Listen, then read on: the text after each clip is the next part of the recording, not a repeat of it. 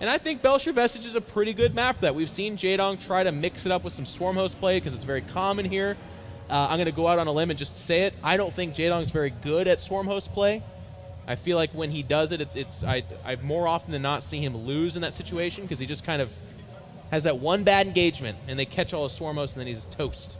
That happens to him a lot. Only one player. Well, actually two. There's the two French players can play Swarm Host properly. I think we haven't introduced the players, have we? I mean, no. Adabis is getting angry. All right, down here, of course, is the Red Zerg. Playing for Team Evil Geniuses, it's Jaedong.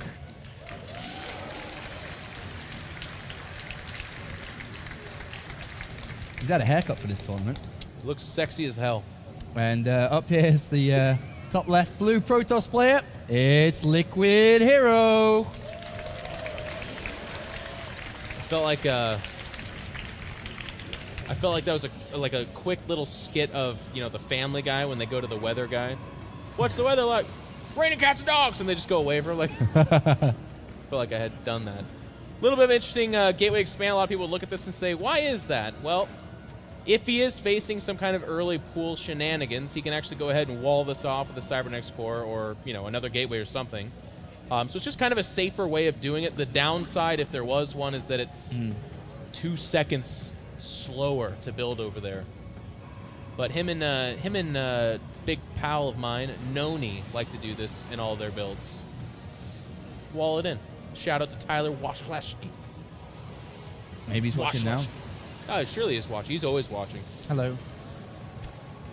Okay, so with this gateway play, where do you think that Hero would go? He's obviously chosen this for a reason. Is it because it was so simple of a game that happened just previously where Jaedong just absolutely smashed this Nexus first play?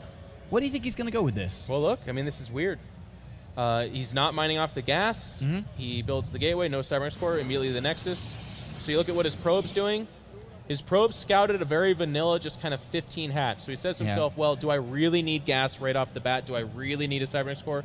No. This Nexus is completely safe.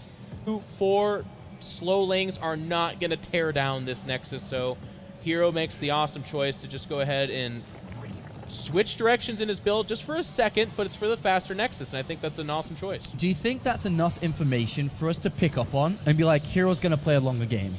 Because through getting a faster Nexus, he obviously increases his economy, but at trade-off, he slows down his Cybernetics core, which could have been rushed out or at least put down on a normal time for Warp Gate research, for a gateway attack, could be for a robotics facility, go for an immortal all-in. All those options are slowed down because he increased his economy. Does this not now mean that he plays a more generic, more longer, straight-out game? It could, Apollo. It certainly could. But what I like about Hero...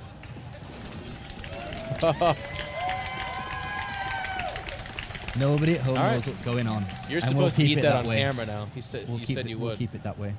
What I like about Hero is that he's equally capable of throwing down a third Nexus at like 6 minutes now. Or he could go 6-gate, or he could go for some kind of fast tech. He's not... you can't predict him. He doesn't do one thing. And that's what makes him really cool. So from the later second gas, my guess would be fast third Nexus, but you can't... You know, I wouldn't wager money on it, is I guess what I'm saying. Well, I guess we'll have to find out here. As Zealot was just having a look down there. Did pressure a little bit, but is out going to have to leave immediately as he's been chased by Zerglings. But Stalker does come to help out. Well, comes to help out and actually gets... Oh, it's kind of slipping around. That Zealot is helping out, and it looks like the Stalker will get out there. Whew, completely meaningless battle, but it almost got exciting, kind of. Almost got a full surround on there, but these two Stalkers are going to bring down every one of these Zerglings if they stick around. There is no Zergling speed, and that's quite a lot there that Jaedong did lose. And the Queen, actually. This could get quite ugly. Looks like Hero will not pursue. It is going to be a Stargate behind that. No gas at the natural. And this is once again being spotted out by our Zerg player Jaedong. Except not the Stargate tech, excuse me, but the fact that there is no gas at the natural. And with these additional gateways, that does bring him up to just 3. But keep your eye on that, because with this probe out on the map, there most certainly could be some light gateway harass joined up by some Phoenix. I mean, if we look at the way that Jaedong played previously, the way he played against Stargate play was drone up to 75 and go. With his economy, that is, and then eventually build units. But in this regard, if he was to play the same, which he's not, bear in mind, there are Lings out, there is a Roach Warren down, he could get stung because there's an Oracle on its way. Warp Gate Research is going to finish up. He's going to have 3 gateways ready to rock and roll down to this third base. Is this going to be successful, though, with a Roach Warren down? Obviously, Jaedong's feeling a little bit of something here. Yeah, you know, the 2 Stalkers is a little bit of a tell. It's a little bit aggressive. Of course, that could be just for harass, but Jaedong usually uses that Star Sense to kind of sniff out the other possibilities, and we can see more Roaches coming out, as well as some drones.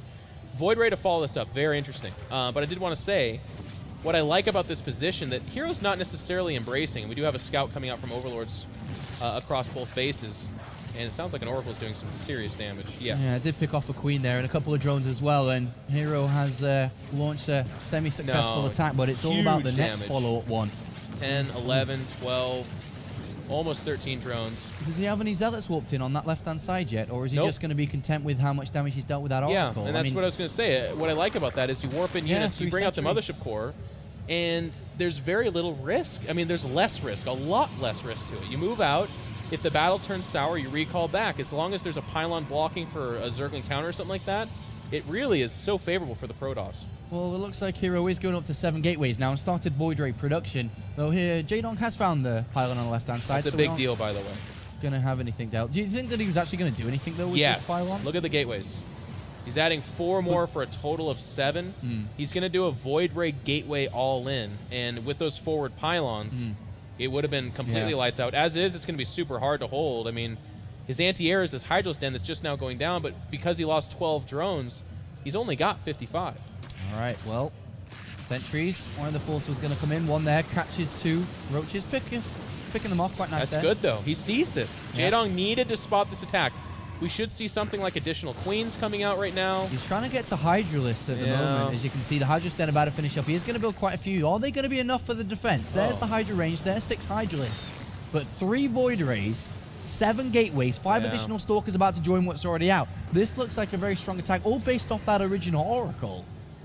And now he is moving forward. He's going to rebuild that pylon, which he lost. Of course, there's a lot of creep down there already, which is going to put the pylon back. Forge has started here. Hero may have the 3rd. I think that's a really savvy choice. He is not ready. He needs perhaps range, but at least these 7 more Hydras. And this 3rd will die. Now, here's what I want, Apollo, by the way. I want Hero to pick off this 3rd and recall home or go home. And then just go take a 3rd? Yeah, I really feel like, I mean, he's on equal basis right now.